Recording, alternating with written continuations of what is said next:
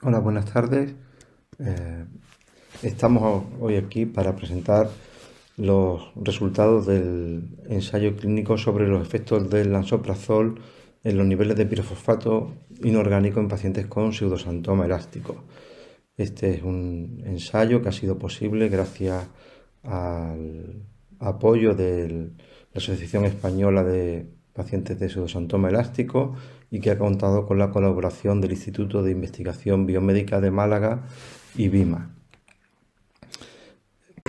El pseudosantoma es una enfermedad caracterizada por la mineralización progresiva de las fibras elásticas y esto va a dar lugar a manifestaciones a nivel de la piel, como ha explicado el doctor Bosch, también a nivel de la retina, como ha explicado la doctora Vaquero, y por último a nivel del sistema arterial. Como se puede ver en esta imagen de PET que nos muestra la calcificación de las arterias de la pierna. Además de las arterias de la pierna, también puede afectar, aunque es menos frecuente, a las arterias coronarias o a las arterias del sistema nervioso central. Como consecuencia de la calcificación de las arterias, se disminuye el flujo sanguíneo y esto se traducirá por una falta de aporte sanguíneo a los diferentes órganos, que en el caso de las piernas pues, nos produce dolor al caminar, que es lo que nosotros conocemos como claudicación intermitente. En el caso del corazón, pues una angina de pecho, un infarto, y en el caso de la circulación cerebral, un ictus. El pseudosantoma es una enfermedad genética que tiene una forma de transmisión autosómica recesiva. Esto quiere decir que para desarrollar la enfermedad es necesario que el paciente haya heredado un alelo mutado tanto del padre como de la madre. En este esquema podemos ver como dos padres portadores, cada uno de ellos tiene un alelo mutado, no son enfermos y van a transmitir esos alelos mutados al 25% de su descendencia que desarrollarán el pseudosantoma. Habrá un 50% de la descendencia que hereden solo uno de los alelos, ya sea el del padre o el de la madre, y en este caso serán portadores de la mutación, pero no van a desarrollar la enfermedad. Y por último, un 25% de la descendencia heredará los alelos sanos y no tendrán ni la enfermedad ni serán portadores de ella, de la mutación. Recordando un poco la fisiología, la fisiopatología del pseudosantoma elástico, la mutación del gen ABCC6 va a dar lugar a una alteración en una proteína que se expresa a nivel sobre todo del hígado y del riñón, que es la proteína ABCC6, que tiene una función transportadora, aunque hasta la fecha no se sabe exactamente qué molécula transporta. Lo que sí sabemos es que está implicado en la movilización del ATP desde el compartimento intracelular al compartimento extracelular. Una vez que el ATP se encuentra en el compartimento extracelular, es rápidamente degradado por otra enzima que se denomina ENPP1, formándose AMP y pirofosfato inorgánico. El pirofosfato inorgánico es la molécula fundamental en la enfermedad porque es un potente anticalcificante que va a inhibir la mineralización de la hidroxiapatita. Siguiendo en esta ruta metabólica, el AMP es a su vez degradado por la enzima CD73, formándose adenosina y fosfato. Al contrario que el pirofosfato, el fosfato tiene un efecto favorecedor de la calcificación. Además de esta vía de generación del pirofosfato, en sus niveles también va a intervenir otra enzima que lo que hace es degradarlo, destruirlo. Esta enzima se denomina fosfatasa alcalina no específica de tejido o TENAP y lo que va a hacer es degradar el pirofosfato inorgánico formando pirofosfato. Por lo tanto, va a favorecer la calcificación en los diferentes órganos. En un estudio previo nosotros ya demostramos que los pacientes con citosantoma elástico tienen unos niveles reducidos de pirofosfato inorgánico y niveles aumentados de la enzima TNAP. En la imagen de la izquierda podemos ver los niveles de pirofosfato inorgánico en los pacientes con citosantoma, que son las barras de color gris, comparados con los niveles en controles sanos. Y claramente se ve que hay unos niveles inferiores. Y en la imagen de la derecha vemos los niveles de la TNAP, que son superiores en los pacientes con citosantoma comparados con los controles sanos. Basándonos en estos hallazgos, pues la idea del ensayo clínico es que la administración de una molécula que tenga capacidad para inhibir la enzima TNAP va a limitar la degradación del pirofosfato y por lo tanto aumentar sus niveles y prevenir de alguna forma la calcificación.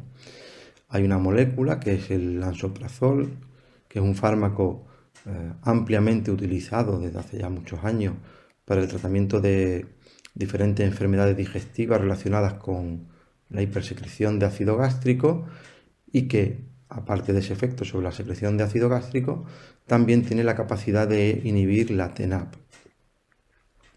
Y por este motivo lo elegimos para el ensayo clínico, en el que lo que queríamos conocer o la pregunta que nos hacíamos era si el lansoprazol puede aumentar los niveles plasmáticos de pirofosfato inorgánico en pacientes con citosantoma elástico.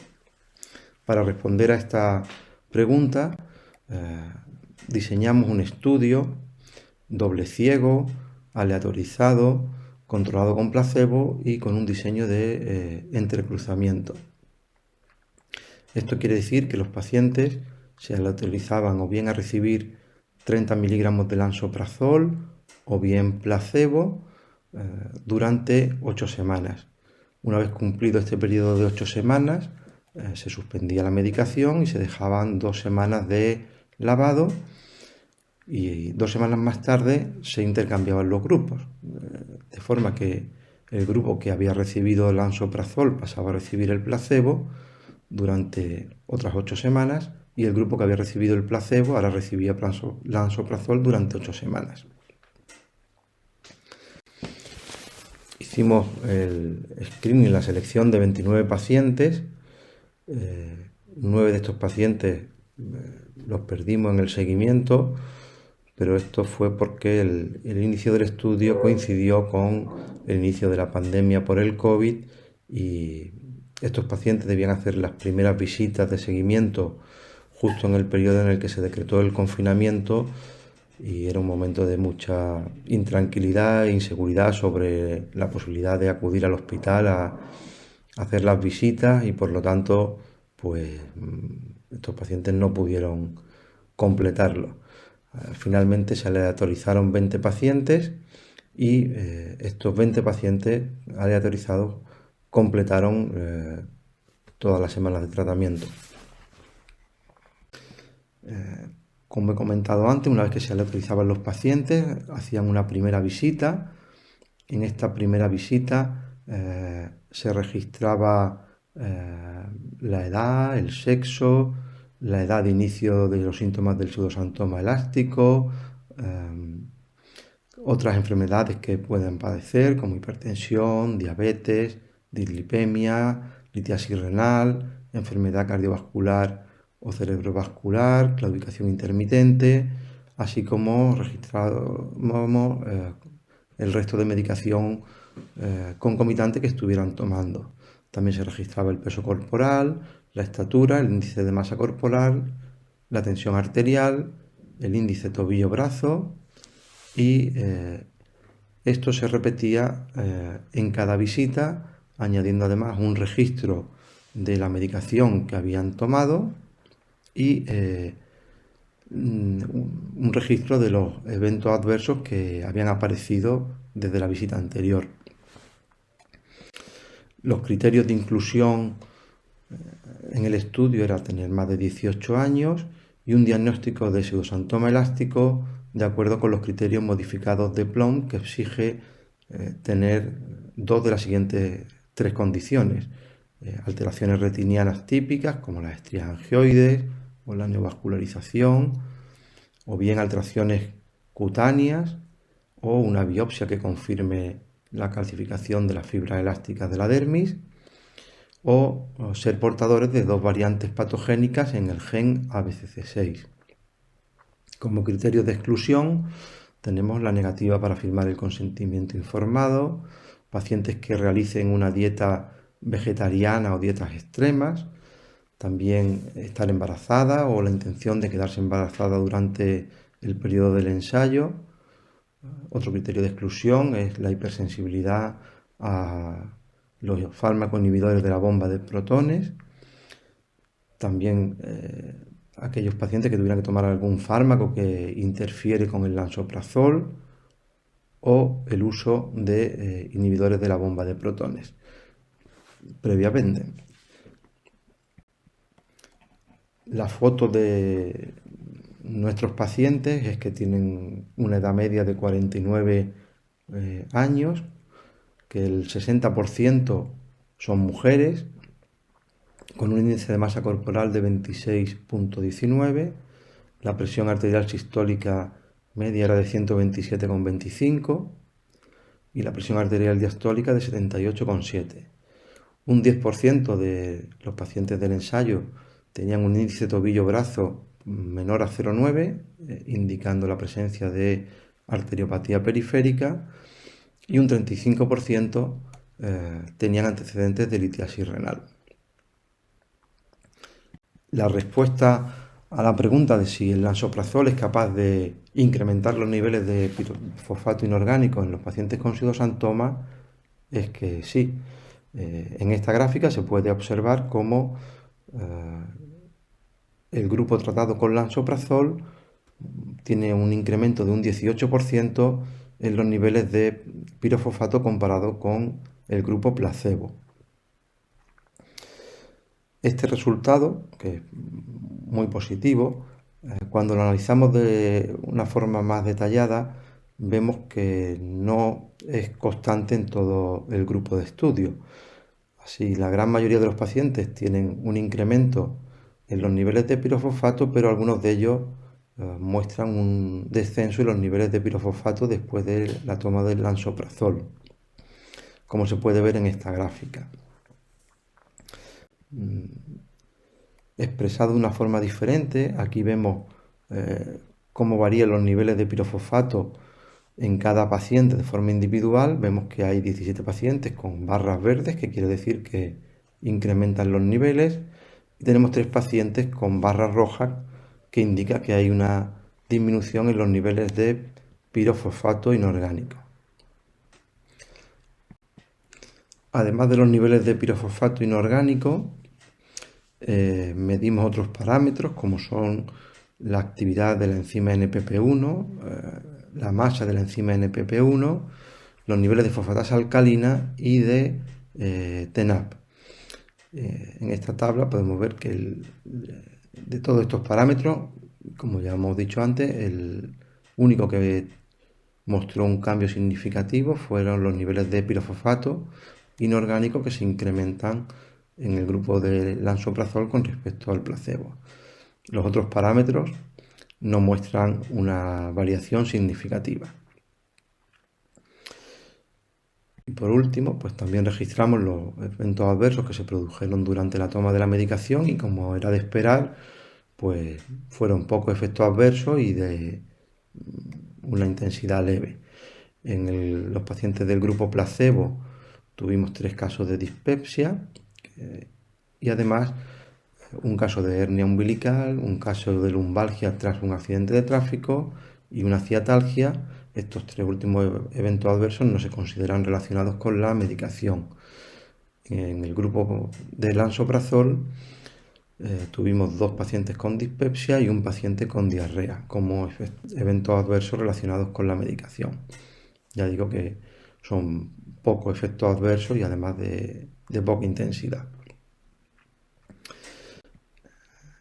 Y ya concluyendo, pues las limitaciones de nuestro estudio son que el bajo número de participantes, que esto es bueno,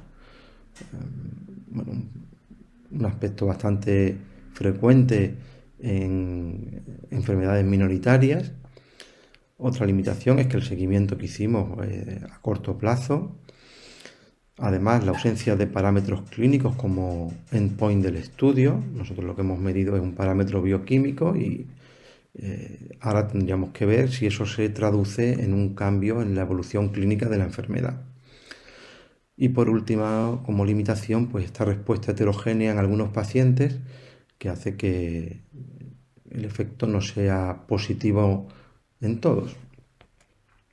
Como conclusiones, podemos decir que el lansoprazol aumenta los niveles plasmáticos del pirofosfato inorgánico y esto no nos debe llevar a una recomendación generalizada del uso del lansoprazol en pacientes con pseudosantoma, pero sí quizá a la recomendación de que en el caso de que tengan que tomar un inhibidor de la bomba de protones por otro motivo, porque tengan una gastritis, una úlcera, cualquiera que sea la razón, pues entre todos los inhibidores de la bomba de protones que elijan lansoprazol por este efecto sobre los niveles del pirofosfato. Y esto era todo lo que quería contar. Muchas gracias a la Asociación de Pacientes por su apoyo, por su patrocinio de este estudio y también a todo el equipo que ha hecho posible llevarlo a cabo. Muchas gracias.